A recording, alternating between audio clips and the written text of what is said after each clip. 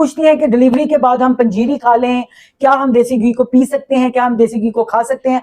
अगर आपकी delivery normal हुई है, अगर आपका ऑपरेशन हुआ है, तो आप पंजीरी बिल्कुल खा सकती हैं थोड़ी अमाउंट में। ऑपरेशन के बाद या नॉर्मल डिलीवरी के बाद आपको हाई प्रोटीन लेनी है, आपको विटामिन सी लेना है, लेकिन आपको कार्ब कम लेना है। बहुत सी औरतें समझती हैं कि मेरी जो ताकत है ऑपरेशन के बाद जो मुझे कमजोरी हो गई है, डिलीवरी के बाद जो मुझे कमजोरी हो गई है, तो वो देसी घी के चमचे भर भर के खाती हैं, देसी घी को मुंह लगा के पीती हैं। तो ऐसा मत करें, आपका कोलेस्ट्रॉल लेवल ज्यादा हो जाएगा, आपको नुकसान हो सकता है। अगर आपने हेल्दी देसी घी को ही शर्त रखा हुआ है, तो आप देसी घी को में रोटी को लगा सकती हैं, आप सालन में, तो आप देसी घी में खाना पका के खा सकती हैं।